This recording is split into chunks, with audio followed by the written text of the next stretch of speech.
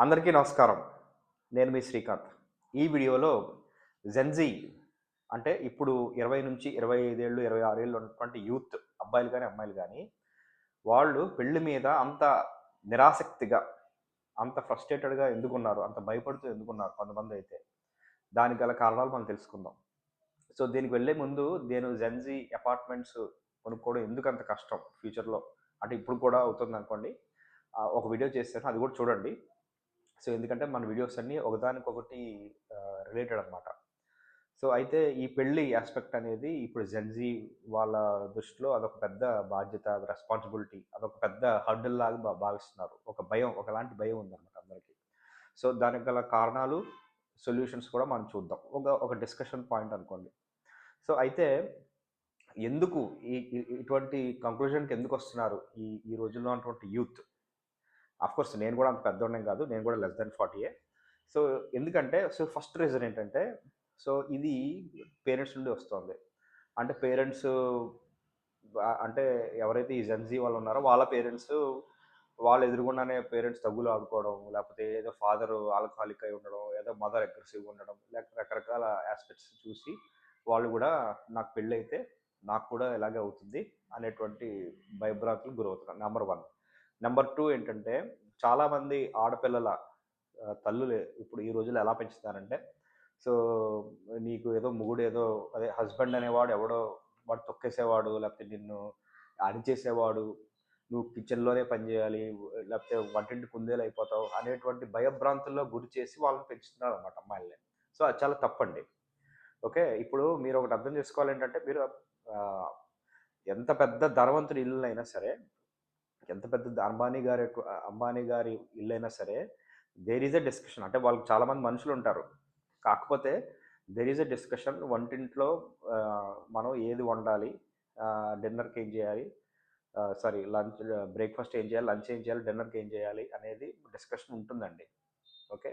ఎంత గొప్పవాళ్ళు బిలియనీర్ ఇల్లైనా సరే ఉంటుంది. మేబీ వాళ్ళు స్టాఫ్‌కి చెప్తారేమో. ఆ వైఫు స్టాఫ్‌కి చెప్తారేమో అంతే తేడా గాని సో, ఇది చాలా కామన్ యాస్పెక్ట్. ఈ కిచెన్ మీద నిన్ను ఉంచేస్తారు అన్నది భయపెట్టేసి, ఇవన్నీ అనవసరమైన భ్రాంతులండి. వన్స్ దే ఆర్ మ్యారీడ్ ఎవరు వంట చేస్తున్నారు, ఎవరు చే ఏ ఏ పని చేస్తున్నారు డజంట్ మేక్ డిఫరెన్స్. అది ఒక్కొక్కళ్ళ వైఫ్ అండ్ హస్బెండ్ వాళ్ళ యొక్క టెంపర్‌మెంట్స్, వాళ్ళ యొక్క అడ్జస్ట్‌మెంట్స్ అండర్‌స్టాండింగ్ బట్టి ఉంటుంది గానీ, అదేం పెద్ద విషయమే కాదు.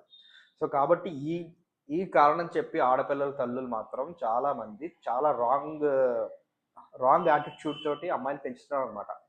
సో, దానివల్ల ఏమవుతుందంటే, అమ్మాయిలు ఇంక్లూడింగ్ అబ్బాయిలు కూడా ఏమవుతుందంటే, so, they are becoming extremely career centric. Okay. ఇంక నాకు ఉద్యోగమే సర్వస్వం, ఉద్యోగమే జీవితం అన్న యాస్పెక్ట్‌లోకెళ్ళిపోతున్నారు చాలామంది. So, that is the third point. So, ఉద్యోగం సర్వస్వం కాదండి. ఎందుకవుతుంది?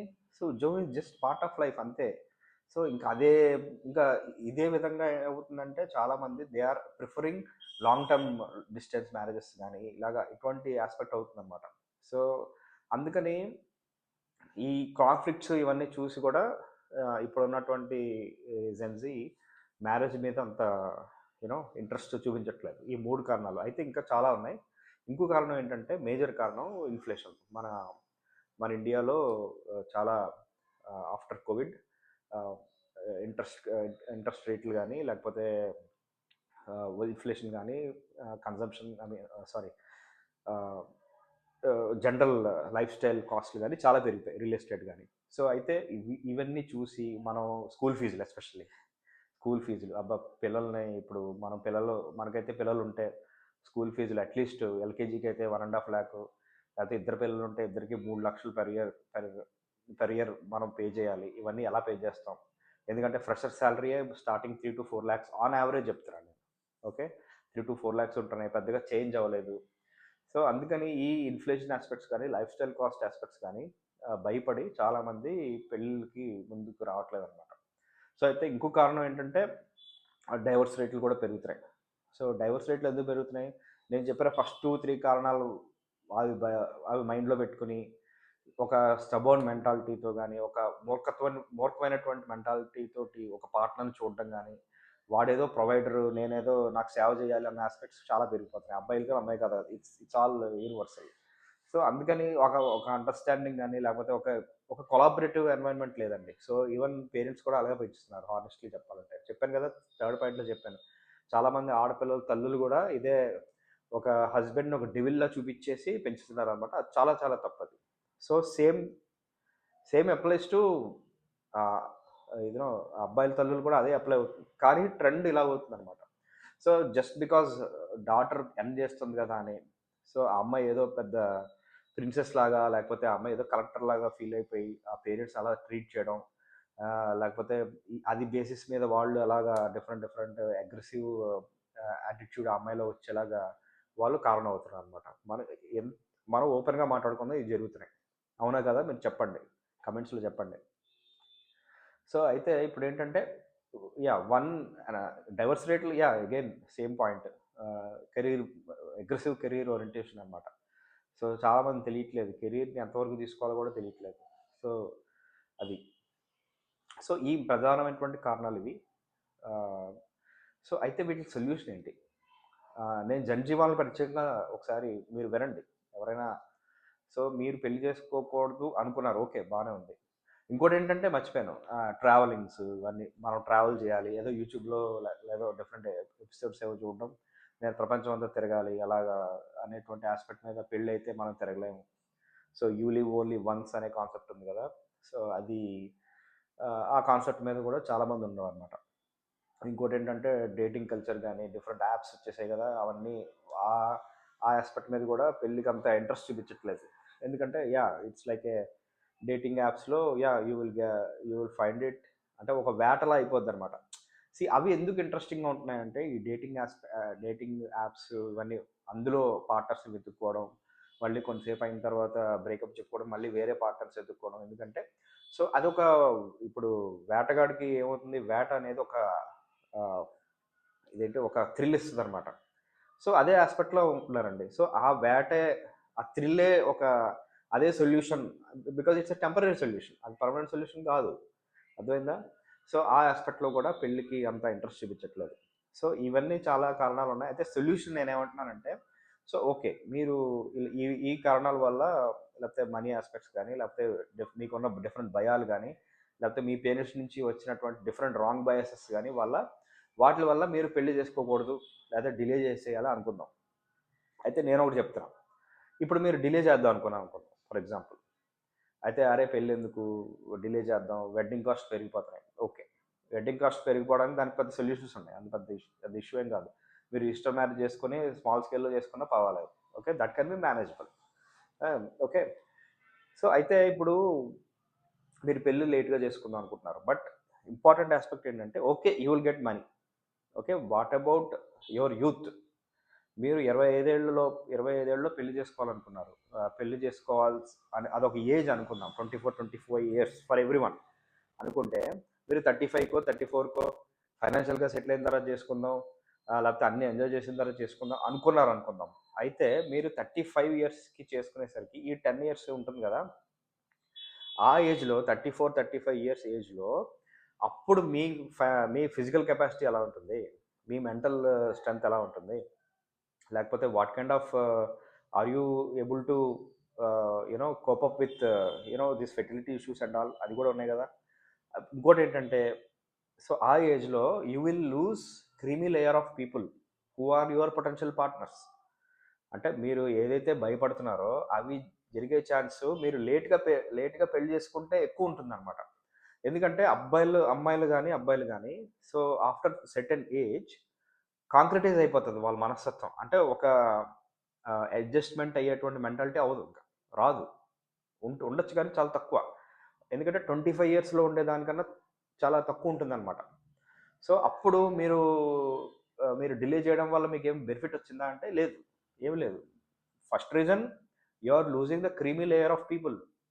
Second reason your physical and mental fitness matters a lot for getting children or anything. అర్థమైందా? సో, అందుకని ఈ 2 యాస్పెక్ట్స్ కూడా గమనించండి. మీరు ప్రోస్ ఒకటే చూస్తున్నారు. కాన్స్ చూడట్లేదు ఎవడు. అరే! నీకు ఫ్రీడమ్ ఉంది. నేను ఏదైనా చేసేయొచ్చు. ఏ కంట్రీ అయినా ఎళ్ళిపోవచ్చు. లేకపోతే డేటింగ్‌లో ఎలా ఎంతమందినైనా మనం తెలుసు కదా మీకు అవన్నీ. సో, అందుకని ఇవన్నీ చూసే కన్నా మీరు ఈ డిసడ్వాంటేజెస్ కూడా చూడాలి కదా మరి. సో ఈ 2 కాలిక్యులేట్ చేసుకొని అప్పుడు మీరు డెసిషన్ తీసుకోండి అని చెప్తున్నాను అనమాట. సో మన వీడియోస్‌లో ఇప్పుడు సొల్యూషన్ ఉంటుంది. ప్రాబ్లమ్స్ ఒకటే కాదు, సొల్యూషన్ కూడా మనం డిస్కస్ చేస్తాం అనమాట. సో అయితే ఇంకోటి కూడా ఉందండి. సో మీరు ఎంతలా అయితే మీరు డిలే చేస్తున్నారో మ్యారేజ్, ఏమవుతుందంటే you will be exploited. Okay. Boy or a girl will be exploited. ఒక ఎక్స్‌ప్లాయిటేషన్‌కి చాలా ఎగ్జాంపుల్స్ చెప్పొచ్చు. నేను ఒక ఎగ్జాంపుల్ చెప్తాను వినండి. సో ఇప్పుడు మీరు ఆఫీస్‌లో పనిచేస్తున్నారు. మీరు 30 ఇయర్స్ పెళ్లవ్వలేదు. సో అప్పుడు మీ బాస్ ఏమంటాడు? "అరే! నీకు పెళ్లి కాలేదు కదా! నువ్వు ఇంకా ఎక్స్‌ట్రా పని చేయి. నీకేం పనిరా? నీకేం పనమ్మాయి? చెయ్యమ్మాయి పని పర్లేదు. వీకెండ్స్ కూడా చేసేయి" అని చెప్పి వర్క్ ఎక్కువ ఇచ్చేస్తూ ఉంటారు. ఓకే. అలాగా. ఇంకోటేంటంటే డిఫరెంట్ పీపుల్, నీ చుట్టుపక్కల ఉన్నవాళ్ళు, "అరే! వీడికి ఎలాగో పెళ్లవ్వలేదు. Okay. Why don't you ah, why can't I borrow some money from him? Why can't I borrow some money from her?" ఆ అమ్మాయికి ఎలాగో ఖర్చులు లేవు గదా! సో, ఇలాగ డిఫరెంట్ ఎలిమెంట్స్ తయారవుతాయనమాట. సో, ఈ ప్రాసెస్‌లో మీరేంటంటే లేకపోతే you will go for you know ah, taking wrong financial decisions. Okay. లేకపోతే జస్ట్ లైక్ దట్, అంటే ఫైనాన్షియల్ లైఫ్ కూడా ఒక ర్యాండమ్‌గా అయిపోతదనమాట.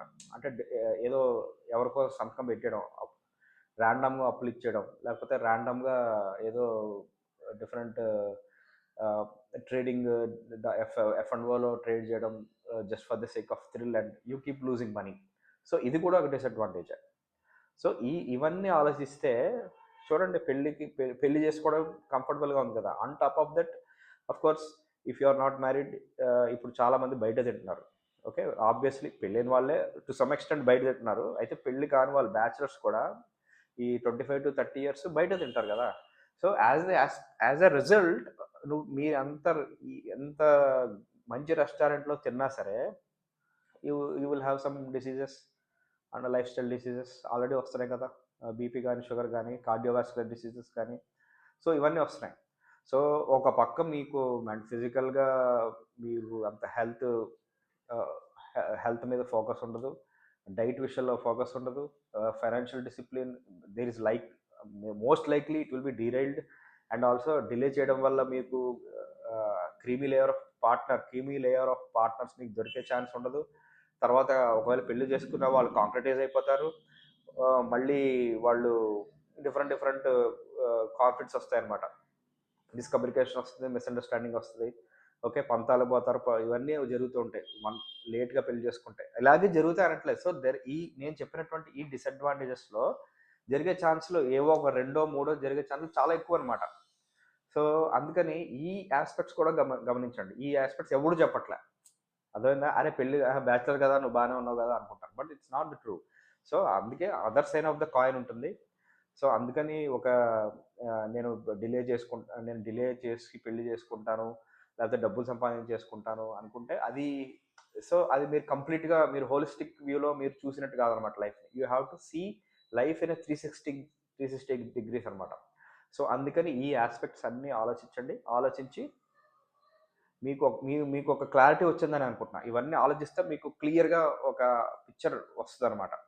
సో, మనం డిలే చేసి పెళ్లి చేసుకోవాలా? ఇప్పుడే పెళ్లి చేసుకోవాలా? లేదా మధ్యలో ఎనీథింగ్ సమ్‌వేర్ ఇన్ బిట్వీన్ ఏమైనా సొల్యూషన్ ఉందా అనేది మీకు మీ ఈ నేను ఏవైతే ఈ టెంప్లెట్ ఇచ్చానో, ఆ టెంప్లెట్ మీకు తగ్గట్టు మీరు మార్చుకొని ఆలోచించుకుంటే మీకు ఖచ్చితంగా ఇప్పుడు సొల్యూషను దొరుకుతుందండి. అందుకని ఆహ్, ఈ ఈ విధంగా మీరు జెన్‌జీ ఆలోచిస్తే ఆహ్ మీకు చాలా బాగుంటుంది అని ఆశిస్తున్నాను. ఈ వీడియో మీకు హెల్ప్‌ఫుల్ అయిందని అనుకుంటున్నాను. సో, దయచేసి కామెంట్ చేయండి, సబ్స్క్రైబ్ చేయండి. Thank you so much.